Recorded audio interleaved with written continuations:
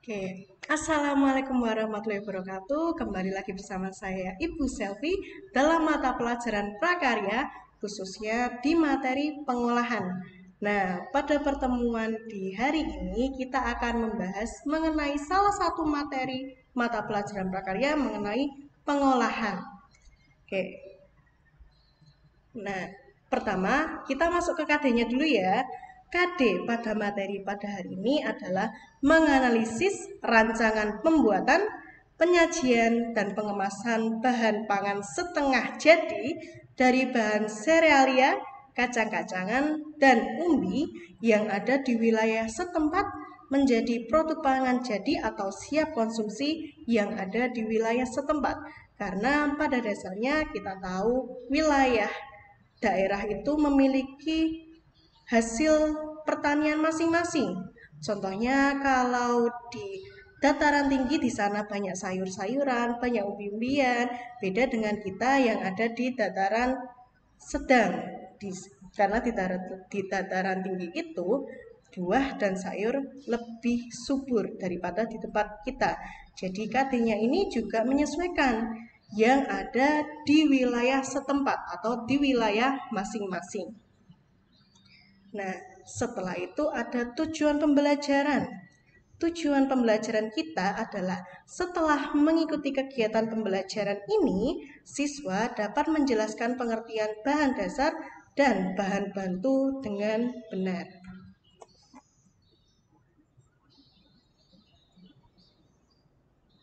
Baik, yang pertama ada pengolahan makanan setengah jadi siap konsumsi.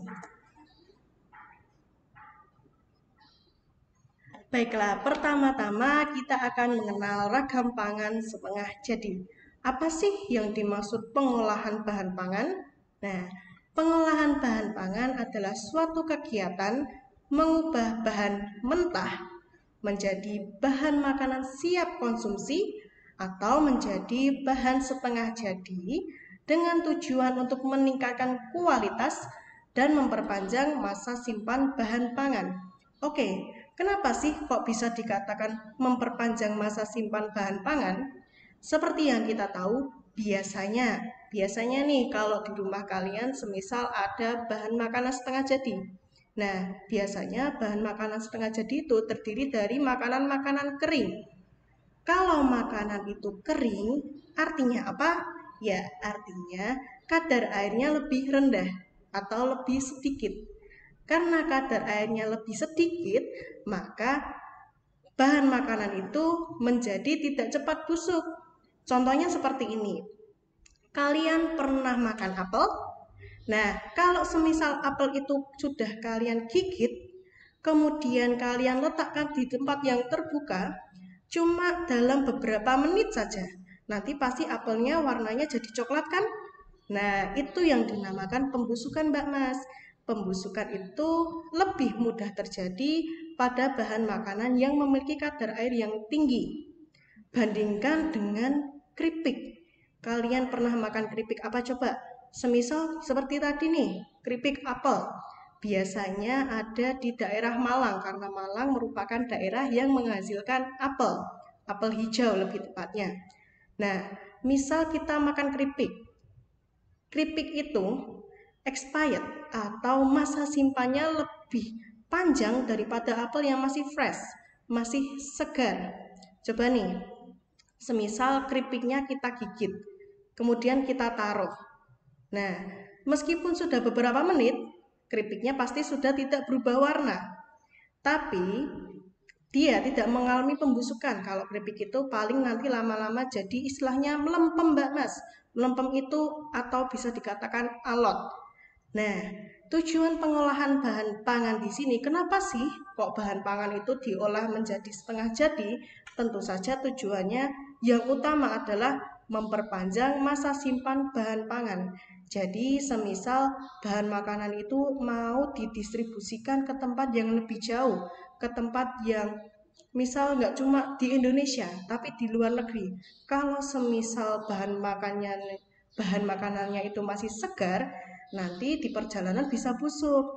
Nah, tapi kalau semisal kita olah dulu menjadi bahan pangan setengah jadi, makanan itu sampai di tempat tujuan masih dalam keadaan yang segar seperti itu. Oke, kemudian kita masuk ke ragam pangan setengah jadi. Seperti yang tadi kita bahas, ragam bahan pangan yang akan kita bahas pada pertemuan hari ini ada 3, yaitu serealia, kacang-kacangan, dan umbi-umbian. Kita masuk ke bagian pertama, yaitu serealia. Mungkin kalian pernah mendengar kata sereal, nah itu juga salah satu contoh dari makanan serealia. Apa sih serealia itu? Bisa kalian baca. Serealia adalah jenis tumbuh-tumbuhan golongan tanaman padi-padian atau rerumputan yang dibudidayakan untuk menghasilkan bulir-bulir berisi biji-bijian sebagai sumber karbohidrat. Nah, sebagai sumber karbohidrat. Contohnya ada apa saja? Ada padi, gandum, jagung, sorghum, dan lain-lain. Oke, tadi ada tulisan kalau dia itu sebagai sumber karbohidrat. Contohnya ada padi. Kita sebagai orang Indonesia, khususnya yang ada di daerah Jawa, kita makanan utamanya apa coba Mbak Mas? Ya, padi. Kita makan nasi. Nasi itu dari beras, beras itu asalnya dari padi. Padi bisa dengan mudah ditanam di daerah kita, makanya padi itu juga menjadi makanan pokok kita Mbak Mas. Nah, makanan pokok itu karena namanya makanan pokok, maka haruslah dia itu yang mengandung sumber karbohidrat yang tinggi, karbohidrat yang banyak. Untuk apa toh karbohidrat itu? Karbohidrat itu tentu saja untuk tenaga kita Mbak Mas. Coba, kalau semisal kamu belum sarapan, belum makan nasi, nanti pasti kalian jam 9 sudah lapar, ya kan?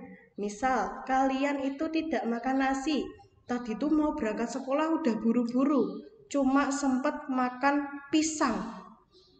Pisang juga sebenarnya mengandung karbohidrat, tapi karbohidratnya tidak sebanyak serealia. Makanya kalau makan pisang itu mungkin nanti kalau nggak sarapan kan nanti jam 9 udah lapar.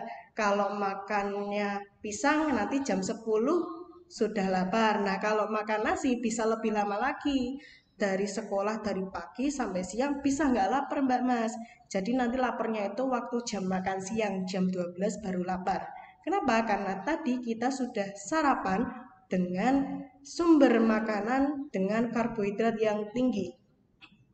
Nah, sebenarnya selain padi itu juga banyak yang bahan makanan yang mengandung banyak karbohidrat. Contohnya seperti yang bisa dilihat, yang bisa kalian lihat yaitu padi, gandum, jagung, sorghum, dan lain-lain.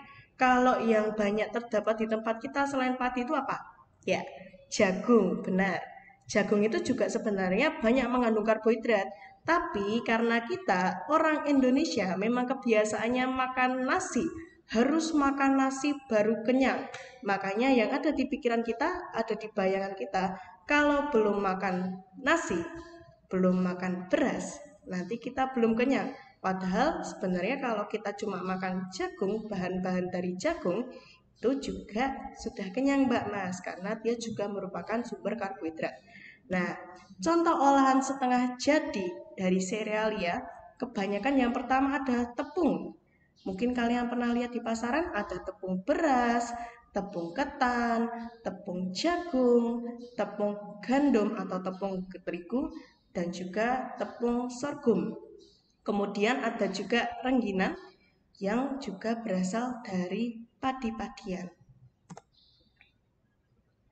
Nah, ini kalau ini pasti kalian sangat familiar, sangat tahu lah ini gambar apa Mbak Mas?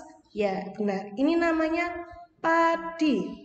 Kalian, karena kita tinggal di daerah Boyolali yang masih banyak sawahnya, jangan-jangan malah kalian di rumah anggota keluarga kalian punya sawah, punya padi. Padinya bikin sendiri, panen sendiri, tidak usah beli. Oke, kalau padi ini berarti kalian sangat familiar ya Mbak Mas, bisa dilihat seperti ini. Ini padi. Ini padi yang belum, ya masih ada kulitnya, belum dikupas. Nah, ini kalau ini padi atau beras, beras yang sudah dikupas kulitnya, warnanya putih, warnanya sudah bersih. Nah, apa sih hasil olahan pangan setengah jadi dari padi? Ada beberapa Mbak Mas. Nah, yang pertama ada tepung beras. Tepung beras putih asli, oke. Rice flour. Namanya saja tepung beras berarti dia asalnya dari beras. Karena beras itu warnanya juga putih, makanya tepung beras itu warnanya juga putih. Oke, kemudian selain tepung beras ada apa lagi? Oh, ada karak, Mbak Mas.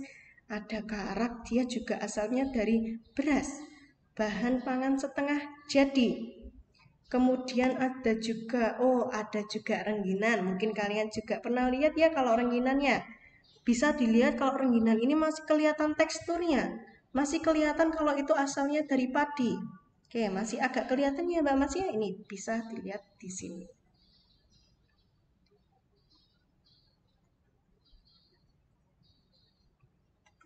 Oke, selanjutnya yang kedua. Oh, yang kedua ada jagung. Jagung ini juga sering kalian temui di sekitar rumah kalian karena masih banyak saya lihat di Boyolali itu masih banyak tanaman-tanaman kebun yang ditanami dengan jagung ini. Dalamnya warna kuning kalau sudah matang, luarnya warnanya hijau atau biasanya kalau sudah kering ya kulitnya nanti warnanya coklat soalnya sudah kering, sudah matang. Kalau jagung ini biasanya bahan pangan setengah jadinya apa aja sih? Coba kita lihat. Oh, yang pertama ada pasta. Mungkin kalau kalian lebih kenal itu makroni ya Mbak Mas ya. Ini ada gambar makroni nih. Nih kalian kan sukanya makan itu kan maklor, makaroni telur. Ya, oh ternyata dia itu asalnya dari jagung Mbak Mas. Mungkin juga kalau di rumah ibu masak sop. Sopnya dikasih apa? Makroni sayur. Nah, ini juga makroni sayur. Ini juga makroni. Saya juga di rumah biasanya ibu masak pakai makroni kayak gini. Nah, ini juga termasuk pasta-pasta. Selanjutnya ada apa lagi? Oh, ada tepung juga Mbak Mas.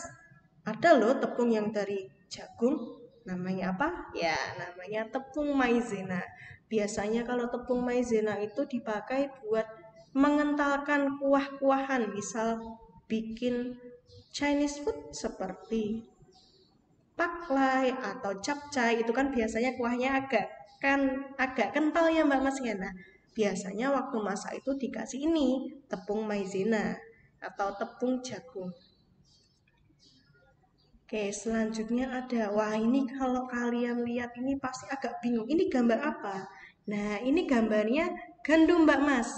Hampir sama kayak padi tadi, tapi bedanya apa? Coba kalian lihat di sini. Kalau gandum itu kayak ada rambut-rambutnya Mbak Mas. Kalau padi tadi kan cuma ini, cuma bulir-bulirnya saja. Kalau si gandum dia itu kayak ada ini Mbak Mas, ada rambut-rambutnya. Oke, seperti itu. Kalau ini bisa jadi apa aja sih Mbak Mas? Olahan setengah jadinya. Kita lihat. Nah, coba kira-kira ini namanya tepung apa Mbak Mas? Ini tepung yang sangat sering kalian pakai, sering sekali kalian pakai. Biasanya di rumah kalian ada. Biasanya ibu pakai itu buat bikin kue. Oke, benar sekali namanya tepung terigu. Tepung terigu biasanya mungkin ibu kalau di rumah dipakai buat bikin kue, bisa juga buat bikin bakwan atau buat tempe, tempe gelepung atau tempe yang dikasih balutan tepung. Biasanya pakai tepung terigu ini. Selain tepung terigu, mungkin kalian pernah lihat ini namanya oats. Mungkin kalian pernah lihat iklan yang di TV-TV. Oats berasal dari gandum, biasanya dipakai buat sarapan juga Mbak Mas. Sarapan yang lebih praktis karena cuma tinggal dikasih air panas, nanti oatsnya itu bisa jadi kayak bubur.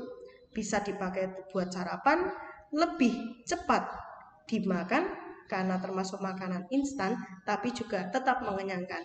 Tapi balik ke yang pertama tadi Mbak Mas, kita orang Indonesia belum makan nasi, belum kenyang. Padahal makan oats ini juga bisa membuat kita kenyang lebih lama. Oke, yang terakhir ada, wah ini Ini kok kalau dilihat-lihat kok kayak lada, kayak merica. Oke, bukan Mbak Mas, ini namanya sorghum. Kalau sorghum itu pasti kalian sangat, apa ini sorghum itu apa gitu loh, kok jarang banget lihat. Iya, karena sorghum itu jarang ada di Indonesia Mbak Mas. Kalau sorghum ini bisa kita lihat, dia itu ada batangnya, terus kayak dikelilingi sama butiran-butiran kayak merica gitu ya Mbak Mas ya. Oke, ini namanya sorghum. Bukan merica loh ya, beda loh ya nanti ya. Sorghum. Kalau sorghum ini dia jadi apa? Oh, ternyata dia juga jadi tepung.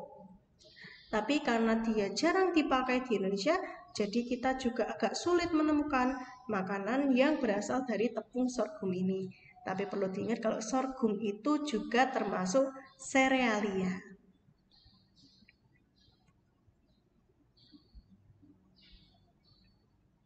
Oke, kita masuk ke bahan pangan yang kedua.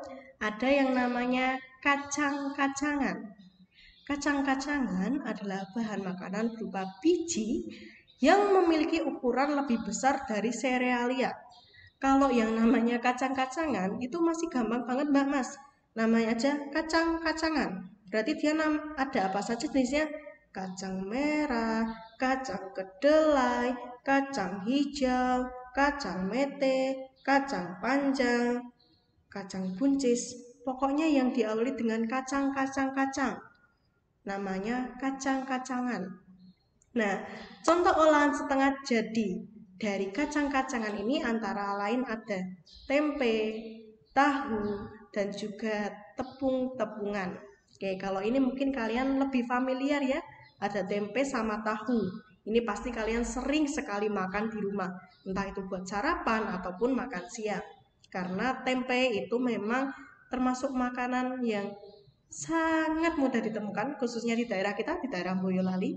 Karena juga banyak bahan bakunya. Bahan baku tempe itu apa toh Mbak Mas? Oke, kita lihat dulu. Nah, ini gambarnya. Benar, namanya kacang kedelai. Kacang kedelai. Seperti ini bentuknya Mbak Mas. Ini kacang kedelainya masih mentah loh. Kalau misal kalian pernah lihat kacang kedelai di nasi liwet, kok warnanya udah hitam-hitam? Ya soalnya udah dimasak. Kalau yang ini kan masih mentah. Warnanya seperti ini Mbak Mas. Oke, contoh bahan makanan setengah jadi dari kedelai itu berarti apa Mbak Mas? Tadi sudah kita bahas. Nah, pertama ada tahu. Dia dibuatnya dari kedelai, kemudian diolah, terus ada yang namanya ampas tahu. Kayak dicetak gitu Mbak Mas. Kalau tahu ini mungkin nggak terlalu kelihatan ya, ini kedelainya di mana ini? Oh iya, soalnya kedelainya sudah dilembutkan dulu, dihancurkan. Sudah dibuat halus, terus nanti tinggal dicetak, makanya tidak kelihatan mana kedelainya. Kalau yang agak kelihatan kedelainya itu yang ini Mbak Mas. Nah, tempe, tahu, tempe, makanan sejuta umat di Boyolali, di Indonesia. Karena dia memiliki kandungan protein yang cukup tinggi, bisa dipakai buat lauk juga. Udah enak kok Mbak Mas, apalagi kalau tahu sama tempenya anget, pakai sambal, nasinya juga anget. Enak. Nah, kalau yang tempe ini bisa kita lihat kedelainya nih. Masih kelihatan kan Mbak Mas, ini ada kedelainya, masih kelihatan bulir-bulirnya. Oke, tapi sudah empuk. Kenapa? Soalnya sudah diolah juga Mbak Mas. Tapi kalau tahu sama tempenya masih seperti ini, tahunya masih putih, tempenya warnanya juga masih putih, dia itu masih setengah jadi. Kenapa? Soalnya belum bisa langsung dimakan. Harus diolah dulu nanti baru bisa dimakan. Seperti itu. Mungkin kalau lebih sering di rumah pasti digoreng ya. Karena kalau digoreng kan lebih cepat matang dan juga lebih enak. Apalagi kalau buat kalian anak-anak. Lebih suka yang digoreng daripada yang dikukus. Kalau untuk orang tua biasanya lebih suka yang dikukus. Makanya terus ada yang namanya tempe bacem atau tahu terik. Nah, itu kan tidak digoreng, Mbak Mas. Itu mereka dikukus tapi dikasih bumbu. Nah, kok nggak ada gambar kecap di sini? Iya, soalnya kan kalau kecap itu bisa langsung dimakan. Istilahnya kalau mbok cicipi itu juga masih aman-aman saja gitu loh Mbak Mas. Terus juga nggak ada susu. Iya, susu kedelai kan bisa langsung diminum. Bukan bahan makanan setengah jadi.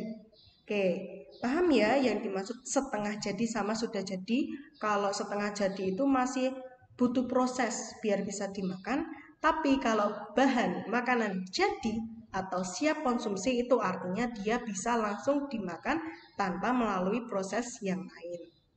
Oke, lanjut ada kacang apa lagi? Wah, warnanya hijau, bentuknya kecil-kecil, namanya apa?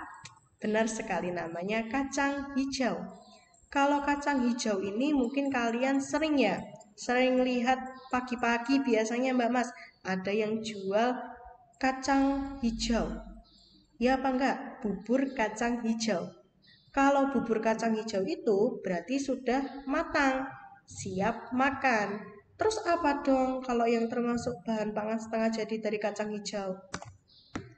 Nah ini ada tepung juga Mbak Mas, tepung kacang hijau. Atau mungkin kalau di pasaran, di pasar biasa dikenal dengan tepung hongkwe. Tepung hongkwe itu kalau dulu waktu saya masih SD, saya masih kecil, itu dipakai buat bikin es gabus. Jadi es gabus itu teksturnya enggak empuk-empuk banget juga enggak, agak kayak ada krenyes-krenyesnya gitu loh Mbak Mas. Namanya tepung hongkwe, asalnya dari kacang hijau. Oke, ya. Selanjutnya ada yang nomor 3, yaitu umbi-umbian. Umbi-umbian adalah bahan pangan yang diambil pada bagian umbinya. Kalau umbi-umbian ini Mbak Mas, biasanya itu ada di tanaman yang akarnya mengalami pertumbuhan, tapi pertumbuhannya itu bisa dimakan Mbak Mas. Langsung aja ke contohnya deh biar nggak terlalu pusing. Contohnya ada singkong, kentang, ubi, dan juga talas. Nah kalau ini kan kalian udah paham nih. Mungkin kalian yang di rumah suka manen singkong. Biasanya kan nanti singkong atau ketelanya pohonnya itu kita tarik, kemudian di akarnya itu udah ada kentang, ada singkong besar-besar, nanti bisa dimakan, bisa dibuat keripik, bisa dimakan langsung juga, dikukus dulu, jangan langsung dimakan, masih mentah, nanti keras. Oke, nah contoh olahan setengah jadi dari umbi-umbian ini biasanya ada keripik-keripik yang itu tadi Mbak Mas, ada keripik singkong, ada gaplek, ada juga yang dibuat tepung-tepungan. Coba kita lihat. Nah, ini gambar apa coba? Ya, ini namanya singkong. Pasti kalian sering sekali melihat makanan ini, ya kan? Di rumah kalian. Mungkin ada yang di rumahnya ada tanaman singkong, atau mungkin membantu orang tua buatnya putih singkong, mau dimakan, pasti sangat familiar dengan gambar ini. Singkong itu jadi apa? Oh, ternyata juga ada tepung singkong. Tepung ketela. Bisa dibikin tepung juga Mbak Mas. Dihaluskan, jadilah tepung. Kemudian ada, nah ini favoritnya anak-anak, keripik. Tapi ini keripiknya baru setengah jadi. Jadi keripiknya itu dari singkong dipotong tipis-tipis, habis itu dikeringkan. Jadilah keripik setengah jadi dari singkong. Oke, setelah singkong ada apa lagi ya? Coba kita lihat. Oh, ada kentang. Kentang ini juga pasti kalian sering sekali melihat. Entah itu di pasar, atau mungkin di dapur kalian, atau mungkin juga ada yang rumahnya punya tanaman kentang. Oke, kentang ini bentuknya seperti ini ya Mbak Mas ya. Warnanya coklat, biasanya kecil-kecil kalau kentang itu. Kalau singkong tadi kan dia kan besar, panjang. Kalau kentang itu cuma kecil-kecil segini Mbak Mas. Kalau kentang itu bisa jadi bahan pangan setengah jadi apa aja sih? Coba kita lihat. Oh, bisa jadi tepung juga ternyata, tepung kentang. Selain jadi tepung, bisa jadi apa lagi nih? Oh, bisa jadi keripik juga, sama. Cara membuatnya juga sama seperti singkong tadi. Diiris-iris tipis, kemudian dikeringkan.